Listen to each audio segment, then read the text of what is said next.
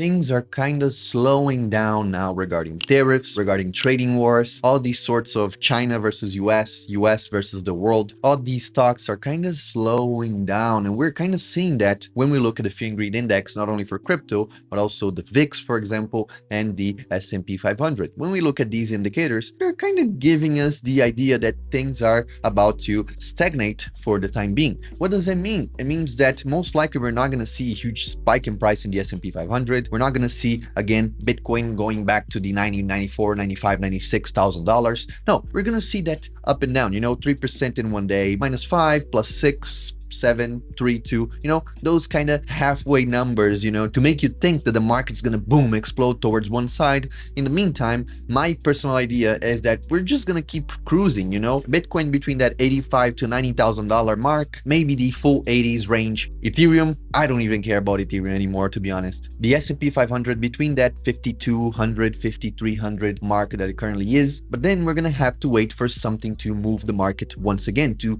make that fear, make that greed go back up and get the ball running. So let's see what the market conditions are for this week. Let's do some projections, and then let's look at our copy trading, which is doing fantastic. Let's do all of this in today's video.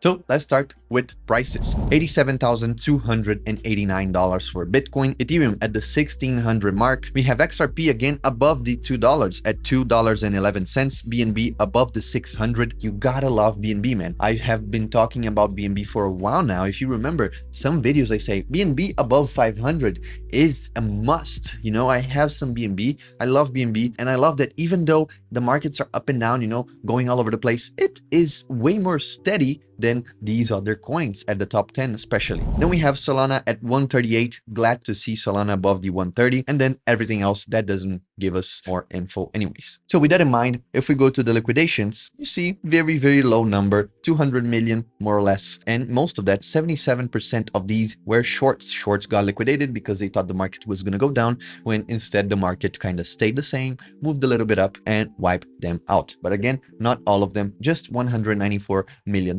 which yes, again, is a lot of money, no question on that end. But we've seen 1.4, we've seen $1.5 billion liquidated in a single day. So this number is fairly little when you compare to the overall biggest numbers that we've seen here and liquidation wise. Now, if we move to the liquidation map, especially with Bitcoin, you can see Bitcoin is inside a range. So this range goes from the $88,000 all the way to the bottom of $86,000. And guess what? We just hit the tip of that liquidation. You see right around here, we wiped some people out of the market. Now, maybe most likely we're going to be aiming for the $87,000. If we switch that to Ethereum, you see that Ethereum already wiped the bottom side of liquidations right here, going all the way to the low 1600s. It got these positions liquidated, and now it cruised back up. Will it reach the high 1600s? Well, I don't think it will, because again, we cannot expect much from Ethereum this time because it hasn't been doing good for us. And if we switch to Sol, Solana is a little bit worrisome because it has a very strong bottom at the 135. But again, comparing that, the 135 a few days ago was a very good place for Solana. Maybe we will indeed see first the 137 and then the 135 in the next 24 hours. But again, I wouldn't bet on this. Maybe this will be enough to just push down and then go back up. But we do have a strong area of interest right here around the 135 for Solana. Now, let's actually look at XRP. We don't look often at XRP, and XRP actually very bullish. It touched the top right here 1, 2, 3, 4, 5 times. This one didn't reach the top. It wasn't strong enough to reach the top right here of this liquidity point of interest right here. We went to the bottom. Now, most likely we should be testing again. So good for you if you're holding XRP. Maybe this is a good opportunity for you to long, buy a call, maybe. Again, not financial advice. This is just on looking at a single information. I haven't done any due diligence, but if you are trying to trade, as I said before, you need to look at a bunch of indicators and see if all of them match your idea, your conclusion of going long or going short or whatever there may be. But this is actually looking good if I was to trade on XRP, options or perpetual, whatever that could be. Now, let's actually look at some charts, some data here. If we switch to Bitcoin, you can see we have that very nice green candle on the daily, followed by a little bit of volume, more than the past 3 days, but still not enough for us to get anything out of it most likely would just bounce off the blue average right here, the blue moving average that you're seeing,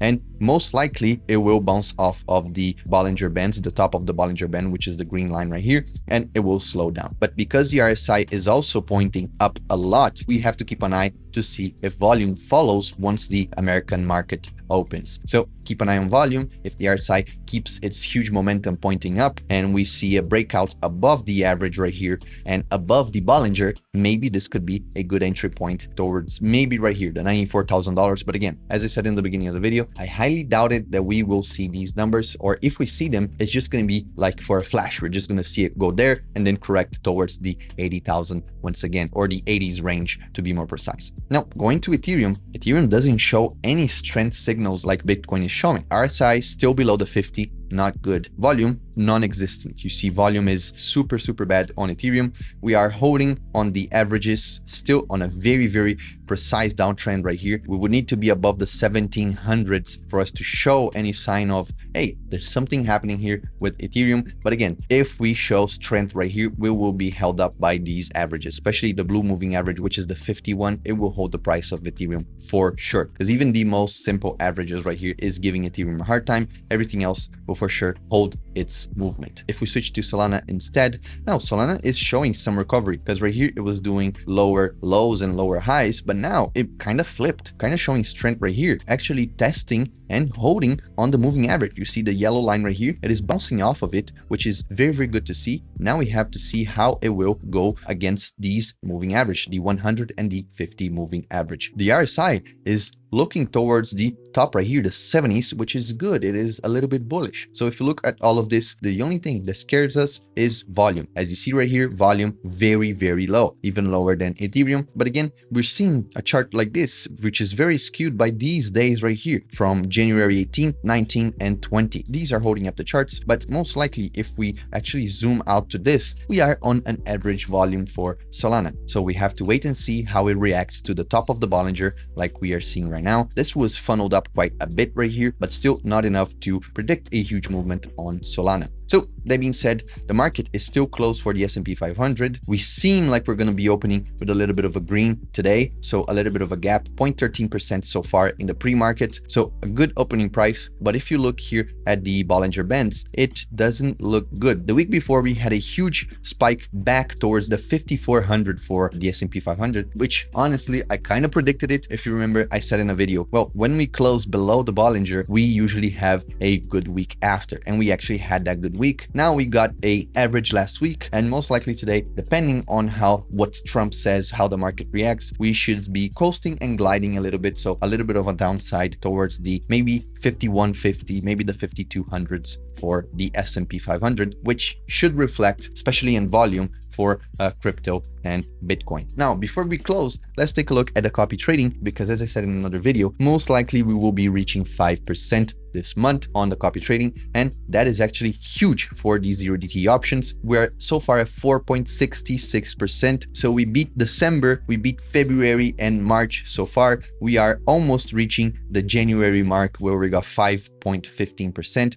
Hopefully we can get above 5 this month as well. That will be great for the copy trading strategy. And if we scroll down, we're almost at 2 million of assets under management. This would be your TVL, more or less. So thank you so much if you are one of the few and one of the many that are joining the copy trading strategy. I made a video on Friday. That video was very good. So if you haven't watched, it shows you what is the power of options on your dollar. So it's pretty much like a very high yield savings for your dollar. So check that video out. It's the video prior to this, so the last video. You can check it out in the channel right here. So overall, very happy with the copy trading, very happy with this week to what the market will offer. But again, we have to keep an eye to see if Trump or any other global leader will say or do anything that can affect our money. Thank you so much for watching. I'll catch you guys on Wednesday, most likely. And if not, I'll see you on Friday. So thank you very much. Take care, and I'll see you then. Peace.